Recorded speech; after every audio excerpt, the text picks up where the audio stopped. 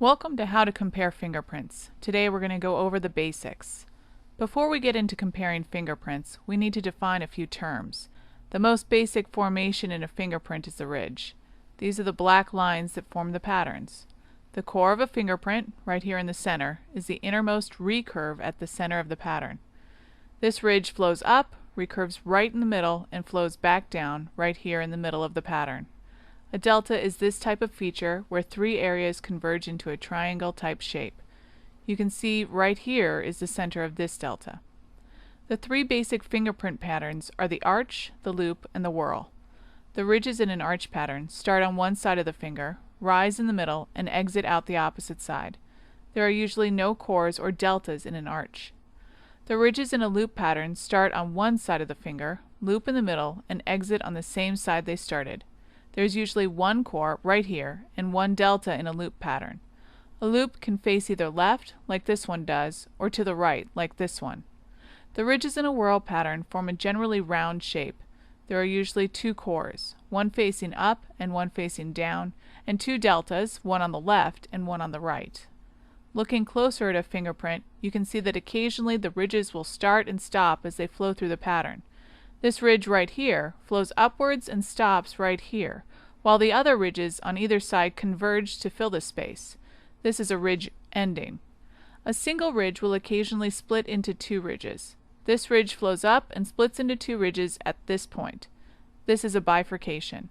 A dot is this feature where the ridge starts and stops over a short distance, making the ridge approximately only as long as it is wide. When comparing fingerprints, you can usually use a magnifier and a pair of sharp pointers to keep track of things. The magnifier is like a large jeweler's loop. The pointers can be almost anything that's thin at one end, like a pen, a paperclip, or an engraving tool. On the other hand, you can use a scanner to get the fingerprints onto the computer screen and use Photoshop to mark the points in the print. The first step in a fingerprint comparison is to thoroughly analyze the unknown or latent print. In this example here, we have a right slope loop.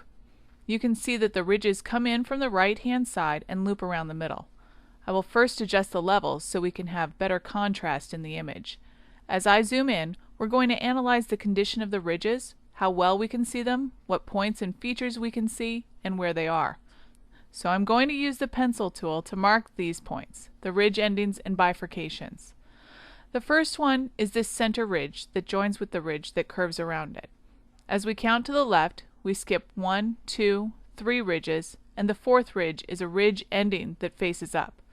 It's a little hard to see, but the next ridge to the left is a bifurcation that faces upwards.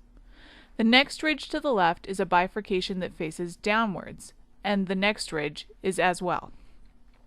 Counting up from there, we skip 1 and 2 ridges. This third ridge stops with a ridge ending. Skipping one ridge, the second ridge is another ridge ending.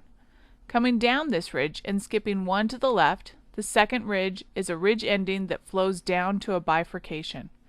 Counting from this bifurcation, we can count to the right 1 and 2 to another bifurcation.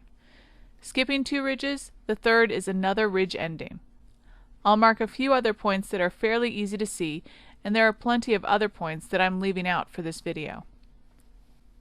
As we bring up the known fingerprint, we begin the next phase in the comparison process, which is the comparison phase, where we look back and forth between these two prints looking for matching points that are in the same relative position in both prints. We can see that, first of all, this print is also a right slope loop. We want a clear starting focal point to use as a starting point for the comparison. For these prints, the core is clear and easy to find to use as our starting point.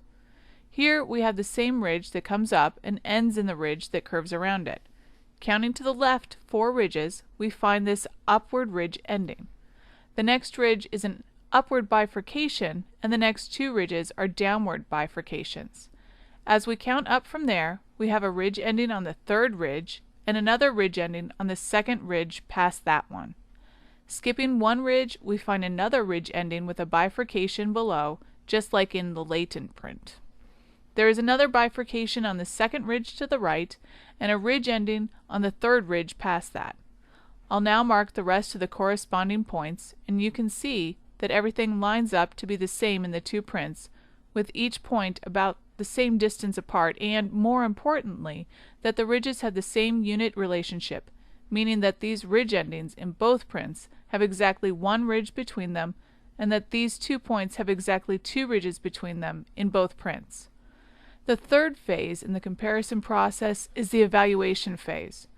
We look at the similarities and any differences that we found during the comparison phase and come to a conclusion of identification, exclusion, or inconclusive. For this example, there are enough clear features that share the same orientation and unit relationship in both prints to come to the conclusion of identification that these 2 prints were made by the same finger.